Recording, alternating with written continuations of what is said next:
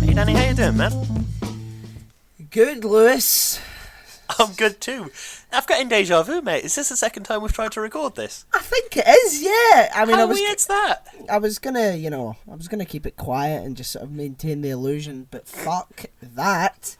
That was an ordeal and a half, Jesus Christ. Yeah, it was. Skype isn't working, Audacity isn't working. It's all good stuff, isn't it?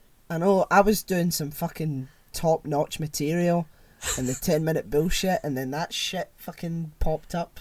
Yep. Internal port error 9969 or whatever it was, and then I had to delete my audio. Oh, it's all good, isn't it? That little bastard, aye. Oh. Aye. Right, so have you got the wheel of bullshit still, Danny? Yeah. Spin that bad boy for the second time today. Oh no, Lewis. Oh fuck, it's broken down. I need to restart it. Good stuff. Okay, Sticky Willies. That's what we were talking about before, right? Yeah, Sticky Willies are a plant, as we googled this, only to discover that Sticky Willies are a plant, which for some reason is extremely sticky. It's little hairs on it, aren't they?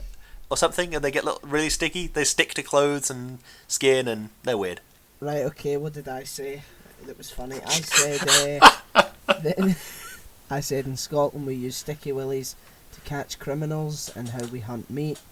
And then we went on to how some people think, Chloe Davison specifically thinks that you need to cross a bridge to get to Scotland, and then I said there was a troll under the bridge that you have to give a riddle to. By the way, not answer riddles, you have to tell it a riddle, and if it guesses it wrong then you don't get into the country. And yeah, that's where we got to. High quality material, that. Do you know what? I could have pretended that I had just said that for the first time, but I'm not going to treat you people like idiots, okay? The magic has been taken out of that for me. Oh yeah. And if it's gone for me, it's certainly gone for you, okay? I mean, I know it's a new decade and all that, but let's get realistic, okay? Life isn't fair. Move on. Grow up. I'm sorry, Dad. Oh my god. Alright. I had a chemistry teacher that used to say that. I'm not going to disrespect your intelligence, guys. And I'm like, no, I'm dumb. Teach me chemistry. I thought I had a chemistry teacher that said, I'm sorry, Dad, at every opportunity. Yeah, that's what he said to us. He would teach us about ionic bonds and say, sorry, Dad. And then just carry on teaching. Fuck's sake. Ugh, well. What other bullshit can we talk about, Lewis? I've got no idea. I'll tell you what I've done this week. What? With my birthday money. I've treated myself. And I bought a griddle, which is dull, but it's exciting for me. And a very small grater. Yeah, you're right. Oh, good God. I'm just looking around my room. Okay. Just to see if I can find anything to talk about. So I got that. Was it a painting of a violin you've got on the wall or something weird? Yes, I do. That's still there, but we've done that, Lewis. I'm a one-trick pony, as you know. I see. I do know that, yeah. Have you got any other paintings on the walls that you'd care to discuss? I've got an undrank cup of tea. Oh, nice. I've got one of them too.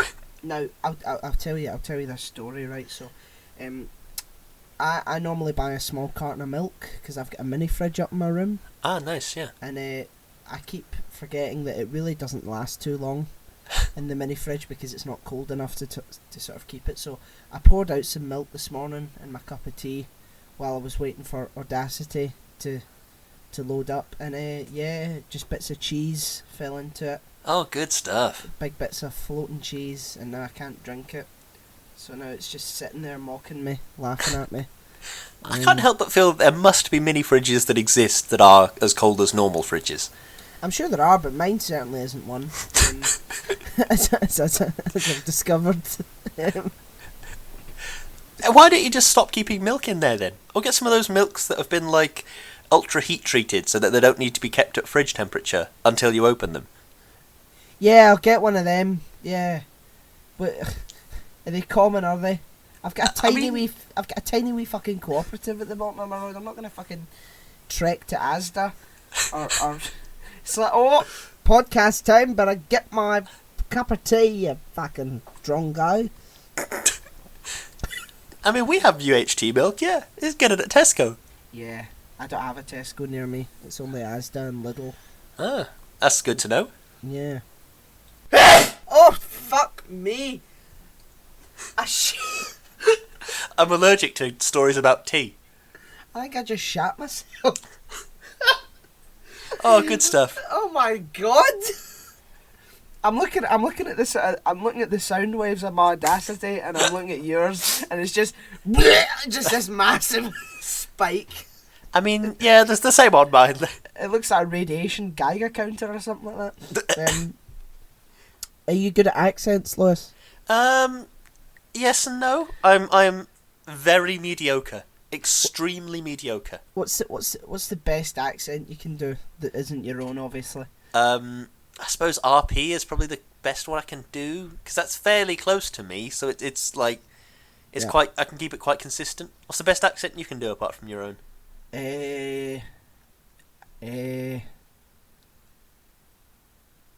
Highlander. I see. There can be only one. No, no. The Highlands, the sort of Scottish accent. No, I could probably. I would say I'm okay at an Australian accent, as you've heard. Yeah. Yeah. My favourite thing about Australian accents and Australian dialects is all those weird little turns of phrase, like if you're doing a U-turn, it's referred to as chucking your Yui. I think that's great. Yeah. You're going to chuck a Yui? I like that. That's great. Yeah, you're going to chuck a Yui. My favourite Australian word is bogan. Bogan, which means like a bum or a chev or a fucking Ned. Nice. Yeah, it's fucking lovely, lad. It's a great little word. My favourite thing to say though in an Australian accent is a water bottle. What? Water bottle? Oh, I'm just going down to Sydney Beach to get my fucking water bottle, mate. I mean, that is a very stereotypical Australian accent. It is an extremely stereotypical one, yeah. Yeah, it's very Crocodile Dundee. Most Australian people don't talk like that. No. It's far more restrained, which is much harder. Doing a restrained accent is much harder. I quite enjoy, I'm not sure, I think it's an Adelaide accent maybe, I'm not sure, but where words with like an E sound in them, where we would say like the word penis, they use like an A sound, so like penis. I like that makes me smile. Where is that from? What accent is that? I think it's an Adelaide accent. What's an Adelaide accent? Adelaide is a city in Australia, like. Oh, I didn't know that. Penis. Yeah, but it's very similar to penis. It just makes me laugh every time. There's these great podcasts by these guys called Sans Pants Radio, and don't listen to them, listen to us. But if you have to listen to something else, listen to them. They're hilarious. They do this one called Plumbing the Death Star. It's really, really funny. They answer like hypothetical questions about fictional situations. And so they're copying us, or the other way about. Well. But they're from Adelaide, I think. But their accents are really good. I really enjoy listening to them. Yeah, don't listen to them for their content. Listen to them because of their funny accents. I mean, that's the only reason I talk to you, Danny. Fuck. Yeah, I mean, I suppose you're right. I quite like the Northern Irish accent. That really pronounced sort of. Oh yeah. Your entire voice goes down one syllable. It's like really syllable. No, that's not the right context. Octave? Is that the word you're looking for? Octave syllable. I'm one syllable down. You're having to go, aren't you, Dan? Yeah, you can tell that it's a Northern Irish accent from the way they say words with ow in it, because the Republic of Ireland, you'll hear them say down, or frown, but in the north, it's down, high, now, brown, cow. Accents with Danny. Is this your new side podcast? Yeah, I'm going to do that. It's the trailer for your new side podcast, Accents with Danny. There's a really weird accent that I learned the other day. I don't know how to do it yet. I've been practicing and I can't fucking do it. It's Maryland in America. Maryland. I didn't realise they had a very specific accent. Yeah, it's fucking weird. No, wait, it's not Maryland. It's... What's it called? I think it's in Washington, but it's like mid-Atlantic accent. Okay. It's really weird. The American accent I've always been quite impressed by is that whole transatlantic accent thing, because that was the thing that was entirely made up. Like, nowhere actually speaks like that. Like, you know when you watch old black and white films, and like Audrey Hepburn is like a good example, and she speaks in that very... It's not quite English and it's not quite American. It's somewhere in between, the accent is. And that was something that was entirely made up, and they were taught this like in acting, drama school type stuff. And just because that's how people talk in films, and they just were told that, and then they just had to do that for their whole careers. Yeah, I'm trying to that voice, the way she speaks. I can't remember how she speaks. But what do you mean, Jack? Whatever do you mean? Yeah. It's not quite American. It's not quite English. No. I like it a lot. It's artificial. Yeah. Well, Danny. But that's acting. Very true. Well, Danny, we have had at least 10 minutes of bullshit now. Times 2, because we had to delete all the audio the first time round. Would you like to talk about vampires? I would love to talk about the vampires. Fuck, I love vampires! I love vampire stories. I love vampire books and films, and I love vampires. They're great. Do you like Twilight? No. Yeah, I thought not. Do you know what I like? I like again, going back to the fucking Audacity sort of sound wave things. They sort of look like vampire teeth. I suppose they sort of do a bit, yeah. In some respects. Yeah, I know what you mean. I wonder if we make like a vampire sound that it'll create the perfect shape of a vampire's mouth. Yeah, if you do the one from Sesame Street, then it generates the count as a waveform in your Audacity. One Yeah, it didn't work. It's just a fucking couple of lines. Oh well. Well, this week we are talking about Dracula. Not just any Dracula. No, not just any Dracula. It's a mini-series released on the 1st of January 2020, the 2nd of January 2020, and the 3rd of January 2020. Yeah, and it was written by Stephen Moffat and Mark Gatiss. It's based on the novel by Bram Stoker, and it's starring Claes Bang. I have no idea how to say that name, but yeah, Claes. Not sure. Claes Bang and Dolly Wells. There's other people in it, but those are the main guys, the main duo, the main cheeses. The big cheeses. The big cheese. The baby cheeses. Yes. Baby bells. Baby cheeses. Okay. I think we've lost our minds waiting for Audacity to start working, and now we're just going to talk about Dracula having gone insane. Fuck you, Audacity, you. Fuck's sake. Okay. Do you have an opening statement, sir? I do have an opening statement. My opening statement is, I love vampires! A stunning performance from both Claes Bang and Dolly Wells. I'll definitely be rewatching it soon. The first episode blew me away, but I felt like the next two were good. They weren't quite on par with the first. The first had the whole horror trifecta that you and I have discussed previously. A spooky thing happening in a spooky place with a spooky overall theme. But the others only had two of those. The spooky things and the spooky place. Bitchin'. Is that your sour cup of tea you're drinking there, Danny? Oh yeah, I had a big lump of cheese go down my throat there. Oh Jesus, I led myself into that one, but God Almighty. No, it's a bottle of water. Oh, nice. Okay. A clever modern retelling of the classic horror story, in somewhat the same vein as Sherlock. Brutal and tragic, true horrific television. Incredibly enjoyable. Damn straight. One thing I really wasn't expecting was like this was played on like BBC One 9 PM, and the opening, you know how they have like a a person in between each episode says, and that was the last episode of EastEnders, next is the news, or whatever. The person said, and next up is the first episode of Dracula. It contains some scenes that some viewers might find alarming. And I thought, oh, well, you know, BBC One, it might just have a bit of something a bit weird in it. And then we had, like, Dracula being born from the belly of a wolf. Yeah. We had a demon baby. We had a fly crawling inside somebody's eye. It was gross and disgusting and fantastic. It was. It was beautiful in its grotesqueness, and I was very, very impressed by it. It certainly was. I was very impressed by it. Okay. Creepy room questions now.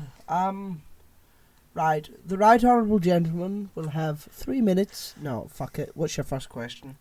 How much blood can Dracula have within him? In the third episode, there's a bit where he opens up the veins on his wrist and he gives somebody a blood sample and then seals it up again. It's like, okay, yeah, great, but is that all the blood he's ever drunk? Because he said he lived for like 400 years or something. Yeah. And so, presuming he's drunk the blood of... How long does it take Jonathan Harker to like die in the first episode? It's like a month, right? Yeah. So, it's like 12 people a year for 400 years. Is that not more people than he has, like, blood space in his body? I'm going to assume it like rejuvenates or it refills itself, or like more blood is sort of produced. Because I mean, it's weird how like the science route has really been like, played up in this show. In this version of Dracula, it's far more sort of like, logical rather than like, oh, the unholy dark. I mean, so you know, looking at a vampire as a creature that's, you know, evolved, I would imagine that if it's immortal, it would probably have evolved to rejuvenate itself through, you know, like healing, like almost like Deadpool or something like that, you know. Yeah. Its cells can reproduce very, very fast. Yeah. I'd imagine. I think one thing I quite liked about this interpretation of Dracula was that it was sort of represented vampirism as like a blood-borne illness. Like, there are some people who just are undead. That is just the way of things. That was like a fact of life in this universe. Yeah. And it just so happens that some of them will have this genetic trait of vampirism. And Dracula is one of them, and there are very, very few actual vampires. Most of them are just people who are undead. Like Jonathan Harker is like undead, and he's slowly becoming a vampire because he's been infected by Dracula. But he's more undead than he is vampire, if that makes sense. Yeah. I have a question. Hit me with it. Could human beings evolve into vampires? I don't know. I suppose the thing about evolution is it's whatever's sort of necessary in a strange way. Like, we got taller because that's what was useful in the world around us. We got cleverer because that's what enabled us to survive compared to like other animals like Homo neanderthalis and stuff like that. So I don't know. Is there a point at which drinking blood would become preferable to like farming crops? Yeah. And if so, then maybe, but maybe our blood becomes like tainted and we can't like, or like it's a virus that I don't know how the science would work with that one. But I think it's an interesting to take away the magic and look at like treat vampires as if they're just sort of differently evolved beings. I think that's pretty interesting. It is interesting, you're right, yeah. But yeah. I have another question, if you'll allow me. Keep them coming. Would you like to be immortal? I don't think it depends. I would like to be immortal, but only if I can also kill myself at some point. Yeah. Well, I mean, he could kill himself, so what I'm really asking is, would you like to be a vampire? Maybe. Because it depends. Some vampires, yes, some vampires, no. Because a lot of vampires are sort of driven by this eternal thirst, this eternal hunger, and as much as they eat and drink, they can never be satisfied, sort of thing. Yeah. I wouldn't want that. I wouldn't want to live forever but forever be starving, really hungry, really thirsty all the time. I wouldn't want that. What do you think? I'd love to be a vampire. I think it'd be great. Yeah? Yeah. Yeah, that's all I have to say. Oh, I think cool, it'd be good stuff. I think it'd be pretty cool. Yeah. I have a question. Yeah. Go on. At the climax of the show, we should probably say, this has spoilers for Dracula, the miniseries, but at the climax of the show, Dracula drinks the blood of a lady who has cancer, and thereby he kills himself. So, are there other diseases other than cancer that could kill Dracula? Yeah, that's my question as well. Like, isn't he supposed to be like immortal? So can he now get diseases? Like, could he get diseases beforehand? Well, that's the question: is does the lady's blood give him cancer, or is it like drinking poison to him? Is it like drinking bleach or something? It's not stated. It's just a given fact. Dracula will die because he drank the blood of somebody with cancer. It was very strange. Yeah, it's very Moffatism, isn't it? It's just yeah. Accept this thing, rather than this is a detailed and complicated reason why. Yeah. I mean, he says that he chooses his victims very carefully. So that, can he smell out disease on people? Can he sort of sense it? Like, because if you were a vampire and you had to drink blood, and what if he doesn't drink blood? Does he die of starvation? Like, what happens? Does he just wither? Because he's immortal, so presumably he can't, but he also needs that to keep going. It's like insatiable. So maybe vampires can smell out disease, and that's how they choose their victims, because I would imagine there's a lot of people with a lot of diseases in that time. Do you know what I mean? I think everyone and their sister had a fucking disease back then. You know. Yeah, that's true. You took your life in your hands going to the toilet back then. Yeah. That's true. It does make you wonder: has Dracula? Because if he's a rich nobleman, has he perhaps contributed to medical science in Transylvania, and therefore, when people are less diseased, he can eat them? That's an interesting point. Is that the idea? There was an old Deadpool comic where he ran into some vampires, and then discovered that the vampires owned the hospital, because they realised that they could then get a huge supply of clean, healthy blood from people. Oh, we're just going to take some blood, just for a blood test or whatever, and that they could extract blood from people in such a way that it wouldn't be terrible. Plus, they had doctors on site who would be able to confirm, oh no, this person is definitely healthy, you'll be fine if you drink this blood, sort of thing. Yeah. So maybe Count Dracula did contribute to medical science in medieval Europe. Maybe he did. I like the whole superstition thing. I like the fact that superstitions run so deep that even he believes them. Yeah, that was interesting. I'm not sure how I feel about that.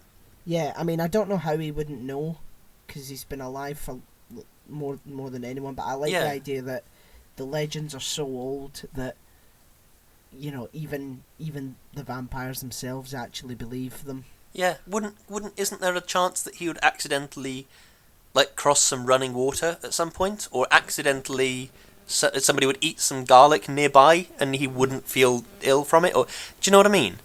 Yeah, do you know what I'm going to do? I'm going to check when vampires were created. I think that's one of those things where the general concept has been invented around the world, consistently for hundreds of years, sort of thing. The American Indians had the Wendigo, the concept of the Wendigo, which was when you sort of went mad and started eating your friends and family. I think this concept of somebody starts eating people is quite prevalent through a lot of different sort of cultures. Do you know what I mean? Right, so I think you're right. It's probably it'll be vampire under a different name in a different culture, but the term vampire was properly originated in Eastern Europe in the late 17th and 18th century, so round about the time that the first two episodes are set. Yeah. Which is pretty interesting. So, are the legends that old, really? Do you know what I mean? That's the question though. In a world where there are vampires that can live for hundreds and hundreds of years, then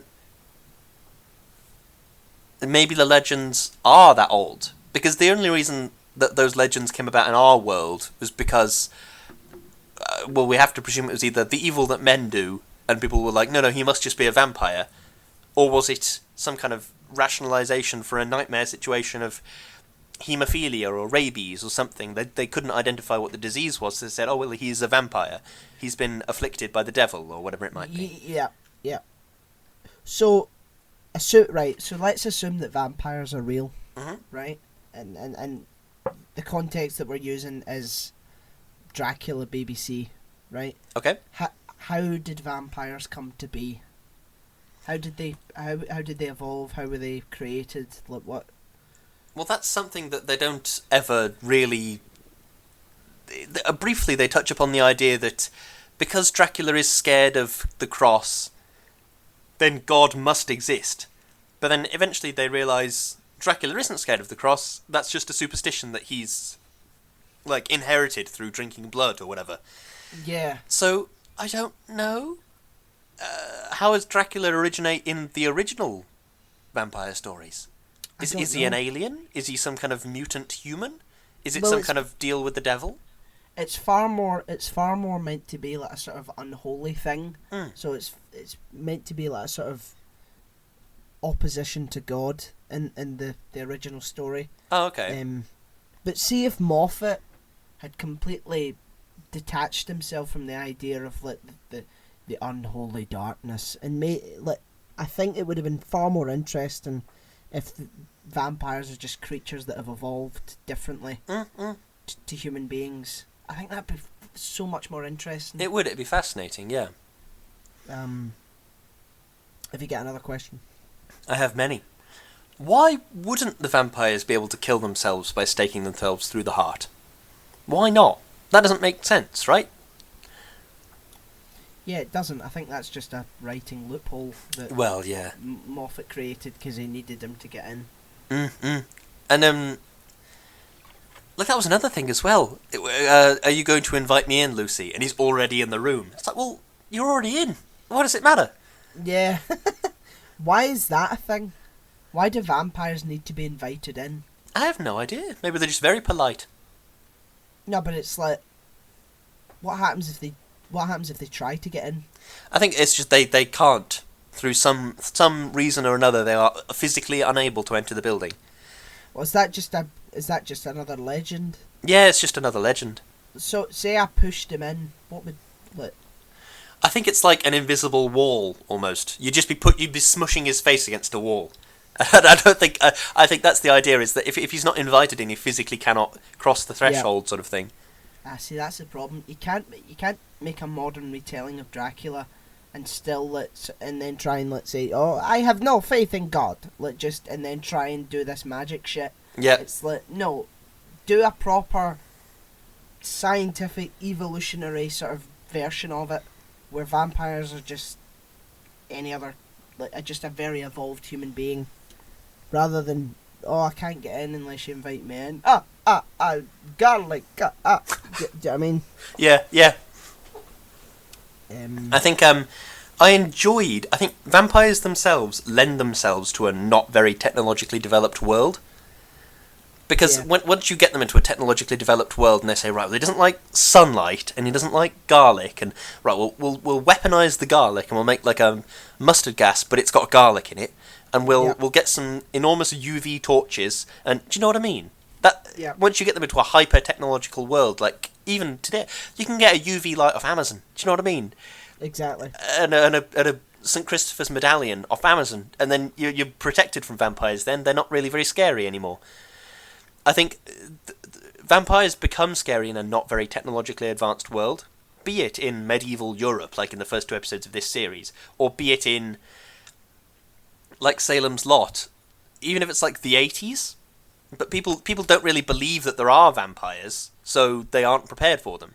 So there's blokes running around this village thinking, well, I mean, I guess my grandma had a crucifix in her basement. I think I probably didn't send that to the skip. It must be in the attic. And so they're rooting through their belongings, trying to find these things, and it becomes this mythological sort of horror when they're undeal-withable. Do you know what I mean?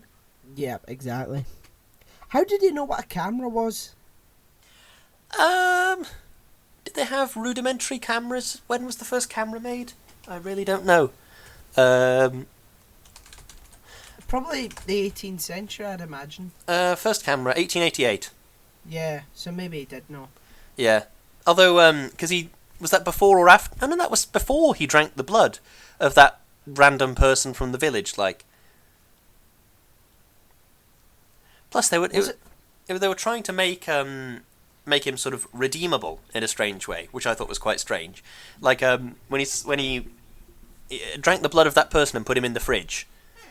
It's like, well, and he said it really isn't worth it to be worried about him. You know, he enjoyed hitting you.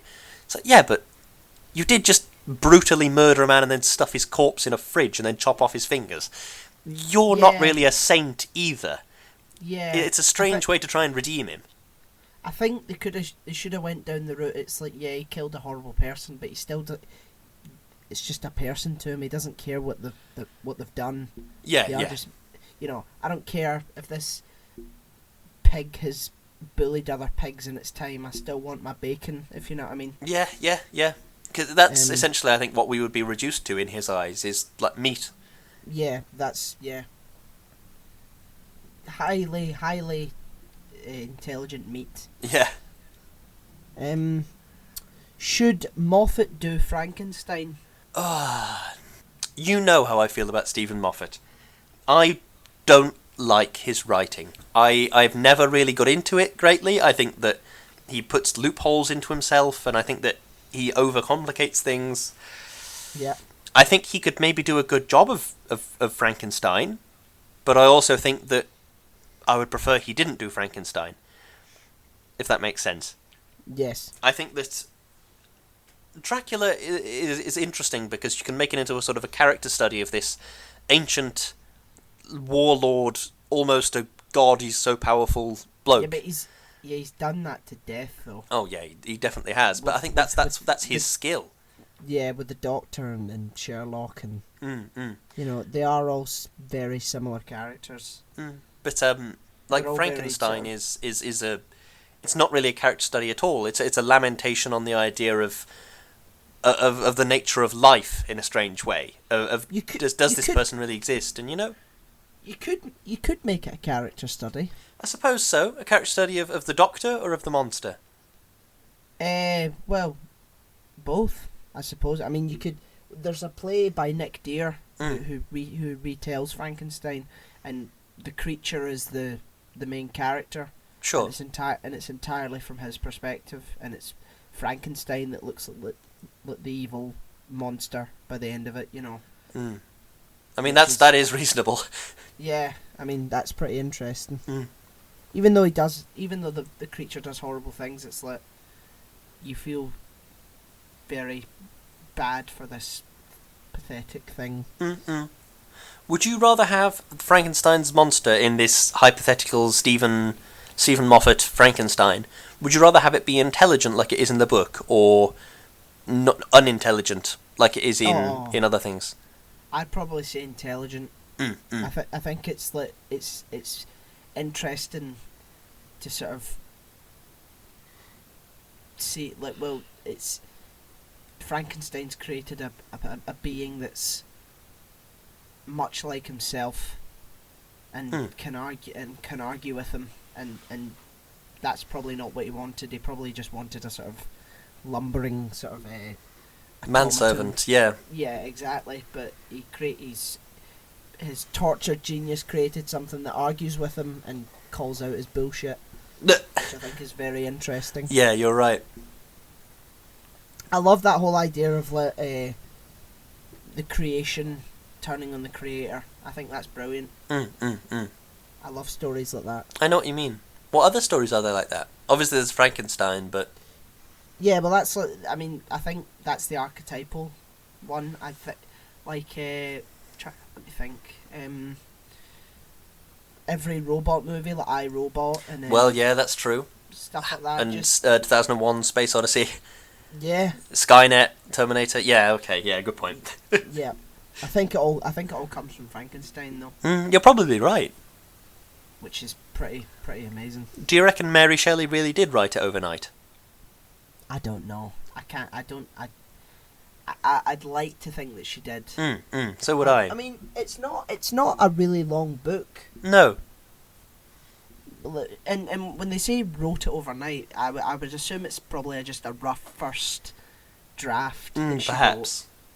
That I could believe that. I could believe that she had this idea, and she just wrote and wrote and wrote and wrote, and it was like it wasn't perfect, and there was a lot of mistakes, but she finished the main skeleton of it in the night. I could believe that. Yeah, as could I. That does make a bit more sense than she finished it and sent it to the publishers next day. Book. Yeah. You know, in the book Frankenstein, Frankenstein's monster was a vegetarian. Was he? Yeah, he briefly mentions to somebody or other something about I sustain myself with nuts and berries from trees and bushes. Wow. I mean, Because I think Mary Shelley and Percy Shelley were big advocates of vegetarianism and not eating meat and all that. So I think she just put it into Frankenstein. wow, that's pretty cool. If you're a vegetarian, obviously. Well, I am, so I'm Yeah. one step closer to Frankenstein's monster than you are. Yeah, Have you got any more questions? I do. One thing that Moffat is good at is creating character adversaries and sort of character duos in a game of chess. And I think he's done that again with this. And there's always a spin on it. Yeah. There's always a sort of clever modern spin, like the Doctor and Missy, and Sherlock and Moriarty, and now Dracula and Van Helsing. I love that he turned Van Helsing into just a very intelligent nun. Yes, I loved the Van Helsing character. She was brilliant. I thought that was brilliant. I thought that was really good. I preferred her old version rather than her new descendant. Yes, as did I. Agatha Van Helsing was much cooler than modern day Van Helsing lady. Yeah. Well, I can't remember her name. What was her name? I think it was like Anna, or it was something very, very similar to Agatha. Yeah, Jonathan Harker was now Jack. Was that his descendant? The guy? I'm not sure. You know, the other guy who was in love with Lucy. Oh God. To be honest, I didn't even recognise his face. He looked like Benedict Cumberbatch. I thought it was his younger brother or something like that. I thought that's what, but no, it wasn't. Here we go. Dolly Wells, Sister Agatha /... Well, that's useless. Oh, brilliant. Zoe Helsing. Zoe. That's it. Zoe Helsing. Wow. There you go. Yeah. I have a question. Go on. What is keeping the other undead alive? If you're undead but not a vampire, what is sustaining you? If you can't die, do you have some kind of rudimentary consciousness in your corpse? Do you, when you've sort of rotted away to dust and bones, and are you still alive then? How far does it go? Yeah, and that's a good. I don't. And do the undead need blood as well? Well, yeah, because Dracula kills that undead boy, the Bloofer Lady boy, like by staking him through the heart. But like, what? That doesn't make. Yeah. Is that boy also a vampire? What was the boy's end game in going after Lucy Westenra? Did he want to drink her blood? I don't. It doesn't make sense to me. Are the undead like the embryos for vampires or something like that? Is that Maybe. what the sort of? The implication I got was that it's just that people sometimes die but don't come back. So people die but don't come back, and other people die and do come back. And sometimes when they come back, they are vampires. That's bollocks, though. I don't like that. No, neither do I. Because if that's the case, then where did Dracula come from? Did somebody bite him 400 years ago? It doesn't ring true, does it? No, it doesn't. It really doesn't. and they didn't. They could have explored that, but instead they, did some clever plot stuff. Yeah. Oh, I'm a number 9. Fuck's sake. Jesus Christ. It's a big room, you know what I mean? I quite liked how charismatic Dracula was. Yes, his performance was fantastic. I felt seduced by him a wee bit. I was like, oh my god, fuck me. Yeah, it was really brilliant performance. It was the one thing about vampires that I think is sort of the scariest of all the independent characteristics that are seen throughout history and throughout bits and bobs of literature is this ability to like make people do things. Yes. Like in Salem's Lot, it's used quite often to make people ask you to come in, if that makes sense. Mm-hmm. Like there's this famous scene of a little boy floating outside the window, and he says, "Let me in, open the window, let me in, invite me in, let me in," sort of thing. And this boy who's inside the room is compelled to do it, and he can't figure out why, and he eventually shuts the curtains or whatever. But like, that is the scariest thing about vampires for me, is they keep coming sort of thing. They are inevitable. They will make you do whatever they want, even if you won't do it on your own, sort of thing. They will just make you do what you want. Yeah, I agree with that. But this Dracula, it went past that sort of supernatural ability to infuse people with a desire to do things, and became a sort of... He was just a charming, charismatic man. Yeah. And you got the impression that he could just talk to people and make them do things in the same way that like a con man could, or a very, very adept conversationalist person could. Yeah, because what was his... I can't remember, I haven't read Dracula in ages, but the film Dracula Untold, I remember that, and like it's completely like all the way back to when he was like a very medieval warlord. Yeah. And he basically goes into a cave, and the great vampire is in there, and he says, "Give me your power, so that I can defeat the Turks who are, going to destroy my kingdom." Mm. And he gets it, and then he obviously stays a vampire. But like it's like his name is like Vlad the Impaler, who I think was a real person in real life. He was a real person.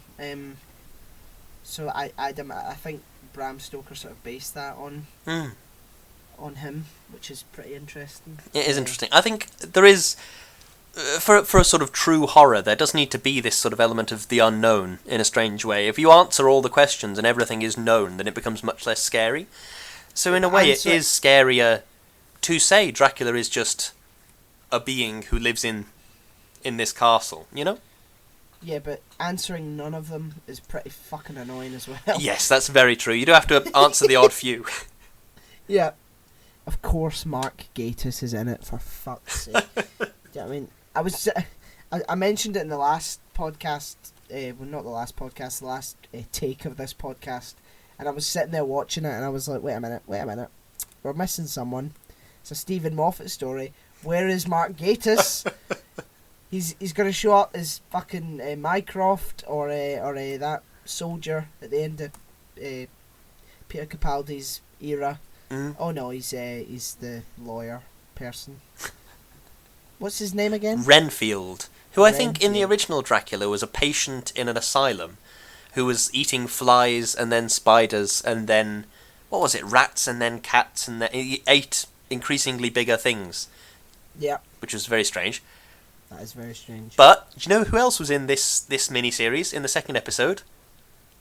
Who? Sacha Dhawan. Yes! He was! And he was great in this, too. Yeah, it was fantastic. He's really was. One of my new favourite actors. I'm going to have to go through his back catalogue a bit. He's really good. He is very good. I loved the fact that the guy who thought that Dracula had chosen him and was like all ready for vampire sex was just like, no, I'm gonna kill you now. I love when stories do that. Like human beings who try and betray other human beings just get fucking killed. Yeah, yeah. I'm afraid I've actually genuinely run out of questions now. Well, I've got a couple of statements and then one big question. Oh, go at on. the end. Hit me with them. Yeah, I wouldn't have kissed her if I was Jack. Right. I want to kiss you. No, you don't. I'd be like, yeah, no, I'm not kissing you. I'm sorry. Fucking bits of burnt ash in my face and like melted skin, like a candied apple. That's disgusting. I'm sorry. I mean, I'm not saying it's right what happened to you, but just no, I'm not snogging you. Go away. Fuck off. Good to know, Danny. If I ever transform into a vampire, I won't try and kiss you. Don't worry. Oh god, that was horrible. It was It was like the Mummy. Have you ever seen the Mummy? I am not sure. I might have done. Is that the one with what's his name? Brendan Fraser. Yeah. I think I saw that. Yeah, and Rachel. Is it Vice or? I'm not sure, but go on. Anyway, yeah, like the Mummy snogs, Rachel Vice in that film, and it's like there's bugs in his face and all that. It's just it reminded me of that. It's disgusting. But I think it was a bit more horrifying. How I think this is another thing that it's the suspense element that a lot of horror doesn't quite get right. But the suspense of like she looks horrible, she's going to look terrible and like disgusting and horrifying, but you don't know what she looks like. They kept refusing to show it. Yes. And they kept like showing her with her reflection as this beautiful lady, as she called herself. You know what I mean? It's horrible. Moffat has a habit of doing that with his characters. Like he'll like with Bill when she was a Cyberman. Yes, that's true. And Clara when she was a Dalek. Like the problem he has with it is that he doesn't sort of translate that over to the physical world. Like Bill is like running about and like just being really angry and stuff like that, and it's like, wait a minute, she's a Cyberman. Like the Cybermen don't do that. Yeah. And she's saying things like a human being, but then when she's a Cyberman, she's like, I am not upset. Just like she's speaking in the sort of same generic speech patterns, if you know what I mean. Yeah. And with Clara, you could hear Clara's voice despite the fact that she's a Dalek. Yeah, that was quite weird. But then going back to, was it Doomsday? That episode of Doctor... I mean, we've somehow got onto Doctor Who, even though we have a second Doctor Who podcast to record in a bit. But I know. Is it Doomsday where Yvonne Hartman gets turned into a Cyberman? Yes. And then it's her voice underneath the Cyberman distortion. You can still hear her voice quite clearly. So maybe the process isn't perfect, I suppose. Yeah, and for some reason... She broke out of the sort of programming. I mean, we're going off on a fucking tangent. That really annoyed me when they're running through the asylum and you can hear Clara's voice. It's like, why would you be able to hear her voice? Yeah, that is a good point. It doesn't make much sense. Did she formulate the voice through different modulation? Like what? Stop it. Anyway, what's your next statement? Did you like... Well, it's a question. Did you like it when they put Dracula into the modern age? No, I didn't. No. I think Dracula works best in pre-technology times. That's when it's at its most scary. I think if you're going to do that, you either have to go full regalia or you have to go full modern. I don't think you can sort of have a mishmash of both because it's just so disconcerting. Oh, yeah, definitely. And last big question. If vampires existed in the real world, which famous people do you think are vampires? That's a good question. Keanu Reeves, maybe? Really? I feel like he's not an aggressive vampire, though. He's like a chilled-out vampire who drinks... What is it? Is it coconut milk? Yeah. That's like a replacement in an emergency situation where you need to do a blood transfusion. You can replace blood with coconut water or coconut milk or the liquid inside a coconut. So I reckon Keanu Reeves is a vampire who drinks coconut milk. And it's like, what do you call it? That's like a sort of substitute for blood. It's like when people who smoke use the vapour. Yeah. It's like coconut milk is the next best thing for blood. Yeah. Who do you think is a vampire then? Prince Philip. I mean, yeah. Yeah, maybe more undead than a vampire. I mean, have you seen the state of him? Yeah, definitely. It's Fuck me. It blows me away. I understand that he's outrageously rich, but good grief, how is that man still alive? He looks like Jonathan Harker. He does. A little bit, yeah. It's the same cheekbones and everything, and like he survived a car crash. What? He looks. Not only did he survive, he walked away sort of unharmed, which is what got me. It's not even like a broken arm or a leg, or really. No, he's fine. No, he's a vampire. He's a fucking vampire. Well, we all do know that secretly the royals are lizard people that are wearing skin suits. Well, the Doctor Who's theory is that they're werewolves. They might be werewolves. The Queen Victoria episode where she gets scratched by the werewolf and like, it's passed down through the generations. Yeah, I mean. No, now you've said it. Prince Philip probably is a vampire. Yeah, it's seeing him at Harry and Meghan's wedding. I remember watching it and thinking, it looks like they've just sort of propped up his corpse and put it in that chair. It does not. He is not a healthy man. I suppose he's tremendously old, but you know. Yeah. When I'm 90, if I get to 98, if I look like that, I wouldn't be surprised. Yeah, I think Marilyn Manson wants to be a vampire, but nobody'll Nobody'll change him. Nobody'll let him, and he's just like raging and dresses up as one. This is one thing that I just realised about the TV show Dracula, is in a lot of like media, when you drink the blood of a vampire, you become a vampire. But yeah, they changed that to just if you get bitten and it doesn't suck the blood out of you, if you have the will, you'll evolve into one. And it just seems as if it's just by chance, because you'll either become a vampire or you become undead. Or do you always become a vampire and undead is just the preliminary stage? But then that boy that followed Lucy Westenra home, he was like in Victorian street urchin type get-up, wasn't he? It's really confusing. It is.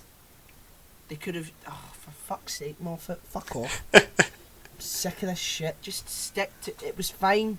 The idea that you drink a vampire's blood and then you turn into a vampire, that's a simple concept that everyone can understand. But no, some people come back undead. Some people are bitten and then become undead and then transform into a vampire. But it is just like chance. But sometimes it isn't like chance. If Dracula needs a bride, like, fuck off.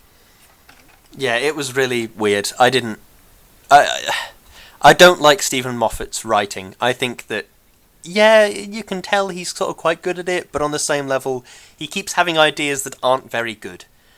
And I don't understand how and why he's still making things when he's made so many shows that have gone a bit weird and they're no longer quite as good as they were when he signed up, sort of thing. Like Doctor Who, like there's a massive disparity in writing quality between Russell T Davies's era of Doctor Who and Stephen Moffat's era of Doctor Who. Yeah. Like, you watch Russell T Davies's era and the Doctor himself is a flawed, interesting character, and I don't know, it's just I don't know. I don't like Stephen Moffat's writing style. Doctor Who to Dracula to Sherlock to anything. I've never really been a fan. Yeah. No, I have mixed feelings on him. I love him and I hate him. He's very good at dialogue. I think that's something that I can't fault him for. He's very good at speeches and dialogue and conversations, which I like. But like ideas like the Weeping Angels, that was a great idea, and then he just fucking ruined it. He doesn't know when to stop. He doesn't know when to just say, look, enough is enough. At what point do you think he ruined the Weeping Angels? The second story that they were in. The one on that planet where Amy had her eyes closed but was walking as though she could see. Yeah. Yeah, that was dumb. And you could see them move. You saw them. So they aren't creatures that become stone. They are literally just stone that moves. Yeah. When you aren't. That's bollocks. Fuck that. Yeah, it is not very consistent, is it? Yeah. And the idea, what a great horrific idea that these creatures, you've no idea what they look like, just turn to stone whenever you look at. That's a great idea. It is a great idea, and at the end of that first Weeping Angel episode, when they had it's like a little compilation or something where they cut to different shots of London with statues in them, and the idea was that any of these statues could be a Weeping Angel. How that is terrifying. That's really scary. Really scary, and then obviously no. We have to go full. It's my season now. We're in my era. Let's do it. Let's do it to death. Fuck off. And yeah, why on earth would they all look like angels? Yeah, that doesn't make any sense either. If any statues can be angels, why would they throughout the universe be angel-like? Yeah, because they have that consistent thing about they always look humanoid, even in situations where they've started to degrade and starve, and they're not quite recognisable as angels. They're still sort of humanoid. Yeah. And then, even in that situation, why are they humanoid? Because I think you said last time it's something about Time Lords don't look like humans. It's the other way around. Humans look like Time Lords. So, have the Weeping Angels chosen the form of a Time Lord shaped being? It doesn't make any sense. Yeah, I assumed that it could be any statue. And I assumed that it depends on where they are, where their hunting ground is. The whole thing in the two-parter story was, look at the statues. The Aplans have got two heads, so why don't the statues? Well, why wouldn't they? Yeah, why can't they? Why wouldn't they camouflage themselves? Why can't they take the shape of statues in other worlds? Because that would just look fucking weird, wouldn't it? If they're trying to hunt like a Martian and there's just this human statue, it's like, of course you wouldn't trust it. You'd be like, what the fuck is that? Yeah. Do you know what I mean? Yeah, you're completely right. Come on, Moffat. For fuck's sake. Yeah, I think that's me. That is me too. Have you got closing statement? I do. Oh, hit me with that closing statement. Excellent. All in all, a very interesting and entertaining show that plays with very intriguing ideas. It contains some great writing and great performances. One of its only failings is making it too contemporary. Mm-hmm. I personally enjoyed the two other episodes in the past far more than the one where they brought it into modern day, and I think that Moffat sometimes just will not leave a good thing alone. I agree with what you said about it being too contemporary. I remember getting to the end of the second episode and realising there's like a helicopter above him and there's cameras, men with guns. It's the 21st century. And I looked over at my wife who was sat next to me and went, oh, for fuck's sake. They couldn't just leave it in like medieval Europe or whatever. Because that's peak sort of scariness for a vampire story in a way, I think. Exactly. And fucking it's like the end of a fucking Captain America, where he just shows up in New York and like Nick Fury's there waiting for it. It's like, fuck off. Why are you trying to turn this into a franchise? Shit. Yeah. It's like, and who's funding the Van Helsing group? Or they said it was Jonathan Harker's ex-fiancée who got back home and set up the institute in his name, and then they're doing medical research. And it's like, right, okay. And then they eventually tickled this idea of like, oh, maybe they aren't doing medical research. Maybe they're doing something else which generates them a lot of money. And then never went anywhere with that. And they hire mercenaries. Yeah, and weird. Agatha Helsing, who died, had a fucking descendant. Yeah, I think they explained that away by saying that it was Agatha Helsing's brother's child or something. They said it was like her niece. Oh, fuck's sake. Yeah. And she looks exactly like her. Fuck off! Stop! Yeah, I didn't like that. No. You shouldn't have done that. No, me neither. It's, the first episode was stunning. The other ones were okay. Yeah, Jack and Lucy's storyline was shit. It was a bit, How can you tell a story of a world-ending vampire and then expect me to give a fuck about a relationship? You know, she's getting married and then but that guy loves her. It's like, what? There's no arc for these people. What are you doing? Stop wasting time with this shit. You've got an hour and a half times 3 to tell a fucking great story, and you're wasting it with this Love Island bollocks. Fuck off. Okay. Right, my closing statement is, a good show with stunning acting. I'd love to see more of this provided Claes Bang was involved. Stuff being set in the same universe seems like it would fail, but some kind of continuation would be good perhaps. Claes Bang was incredibly charismatic while still doing horrific things.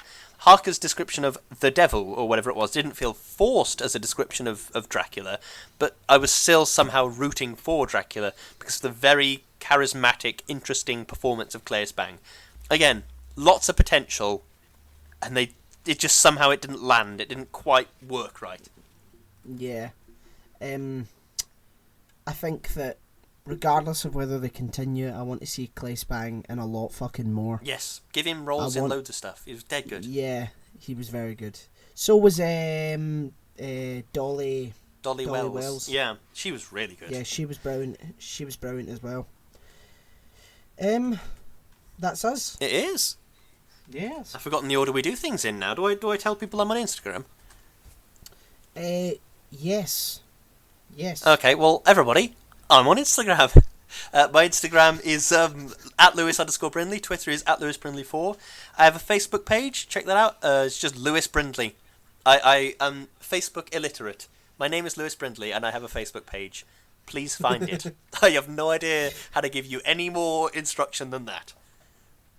Fuck me, some good advertising there. I'm also on Instagram. At Ohiram, Ohiram. I'm on Facebook. My Facebook page is Daniel Kerr. I'm also on Twitter at Kerso2000. We're on Podomatic. Yes. We're on Spotify. We're on Apple Podcasts. We've got our own YouTube channel. If you click the link in our Instagram pages, it will go to a sort of a link tree, and you can go through all them at your leisure. Indeed you can. We've also got Patreon, Lewis, don't we? We do loads of stuff. Go and check us out on Patreon. If you like this podcast, it would mean the world if you could help us support it. Go and check us out on there. There are some fantastic perks, and you can sign up for as little as $1 a month, which is like 80p or something. Yeah. Now, what's the next episode, Lewis? The next episode is the recent film, which is still in cinemas now, 1917, starring Colin Firth, Benedict Cumberbatch. Loads of people are in it, aren't they? Yeah, that guy from Game of Thrones who chucked himself out a window. What? He did, yeah. He was the king, and he chucked himself out a window. Spoilers. I've never seen Game of Thrones. Ah, well, maybe we'll review that one day. Maybe we will. Only 8 seasons of your life gone. Anyway, thank you very much for listening to this podcast. Hope you enjoyed it. Yeah, join us next time for 1917. I love vampires. If there's anything with vampires in that you think I'd like, recommend it to me, because I probably will. Send me a message on Instagram. You can send the show an email on shoutingintothevoidcontact@gmail.com. Just let me know. I love vampires. Give me something with vampires in it. He loves vampires, everyone. In case you didn't get that. I love vampires. They're great. Thank you very much for listening.